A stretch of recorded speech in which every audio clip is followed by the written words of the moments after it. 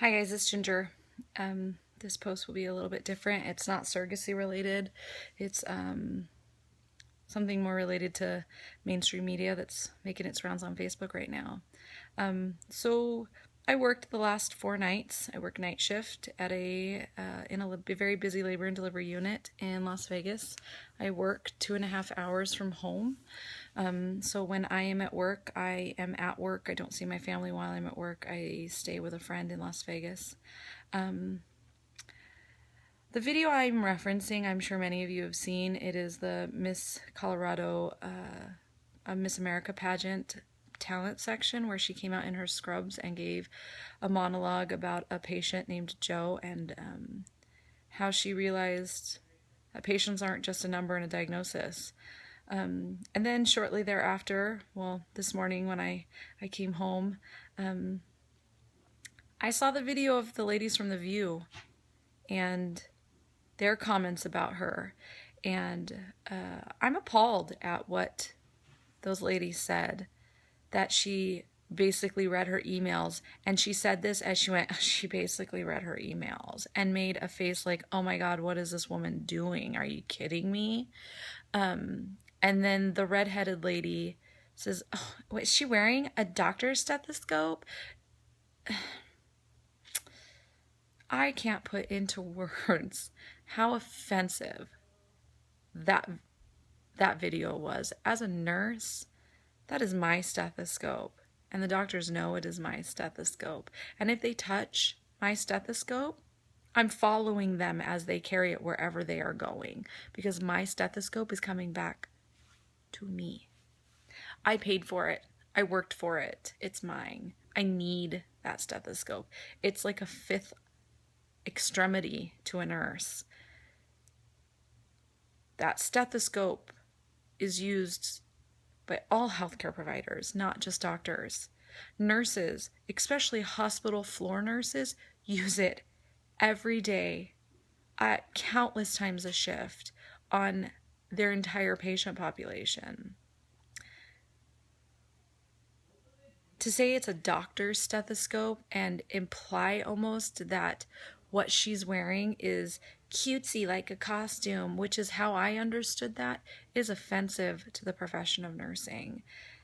Unless any of those women on that show have ever walked in the shoes of a nurse, they have no right to make those comments. You don't know the status of our healthcare. You know what Fox News has told you and what you read on Facebook or in your local magazine. You're not on the floor seeing how Obamacare affects healthcare, or how HIPAA, or excuse me, not HIPAA, HCAPS and this patient satisfaction is affecting what we do on the floor. You're not seeing anything other than those scrubs that she wore on that stage. You had no right to speak of the profession that way. I don't come on here and talk about talk show hosts and say they're nothing but gossips who get paid to sit there and drink coffee, even though that's kind of how I see it. I don't get on here and blast you just because I can. That woman stood up there and gave a compelling speech on what it's like to be a nurse. And that moment when you realize you're making a difference in someone's life. I don't work with the elderly. I work in labor and delivery. I love what I do. I work in labor and delivery because I got the pleasure of seeing a baby be born when I was very young, and I thought it was the most amazing experience of my life. Why wouldn't I want to do that? It's beautiful and disgusting all at once, but it's amazing. But because I love what I do, I miss so much. This is the reality of nursing. This right here, no makeup, hair washed and not dried. I let it dry as I took a nap today, so it is a hot mess. I've got bags under my eyes. My lips are a little bit chapped. I feel like I maybe need a big gallon of water. I feel dehydrated because last night I was too busy to go to the bathroom. I was too busy to eat my lunch. I ate my lunch as I walked down the hallway. No, I don't walk down the hallway, but I go in the back room and I chug it down in about 2 minutes flat. And then I walk back down the hallway to my patient's room so I can help her deliver her baby. I didn't get a lunch break last night. I didn't get a chance to sit down last night. I was too busy, as many nights are, unfortunately, in a nurse's facility and as she gives her care to her patients. The reality of nursing is that we give so much of ourselves to our patients and to our hospital and to our facility. We're tired. We're stressed. We're exhausted. We endure abuse from the patients because usually we see our patients at their absolute worst. They're sick, they're in pain, they're scared. We endure harsh words from coworkers sometimes. We endure harsh words from physicians more often than we should. We endure 12-hour shifts on our feet for 12 hours. We go through the emotions that you can't even put into words. I've been a nurse almost 10 years, and I can remember the first time I was in a code and we coded somebody. And do you know, to this day, I still can't talk about it because it still sits in my chest and takes my breath away. And it makes me sad, and I cry, and it makes me sick to my stomach.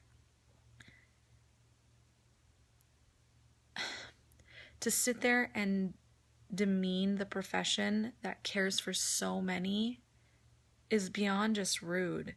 It's just incomprehensible to me because these are the people who take care of you. Nurses are not maids. Nurses don't get your soda and fluff your pillow anymore. Yes, we still do that.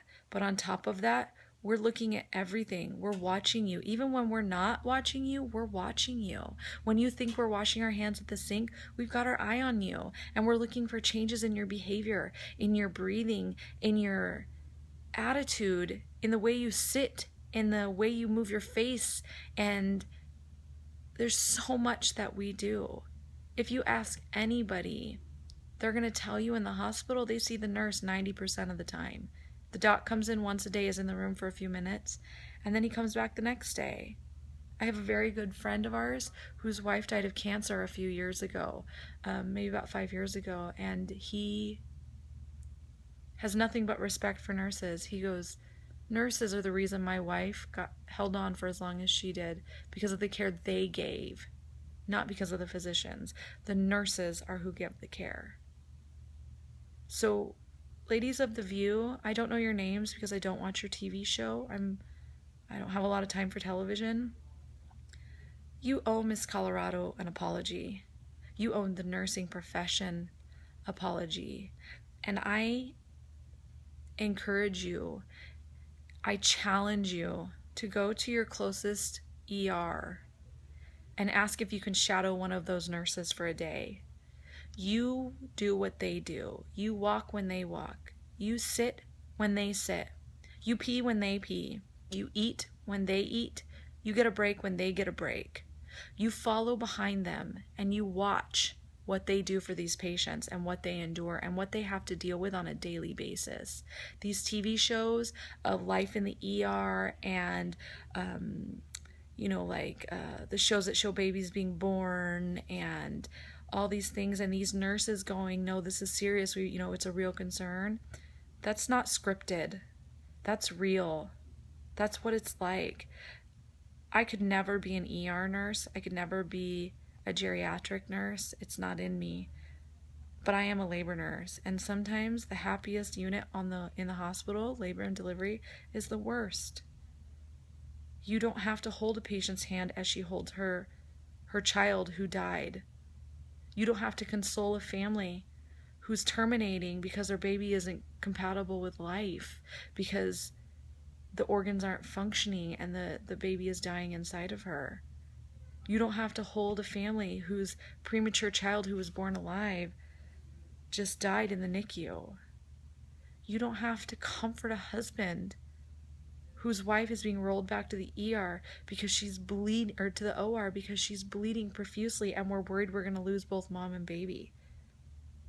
You don't do those things as a talk show host, but us as nurses, we do. So take a day in their shoes and then come back on your show and see if you have anything to say about Mrs. Colorado's monologue that she gave. Because I don't care that she didn't win, she just became the face of nursing.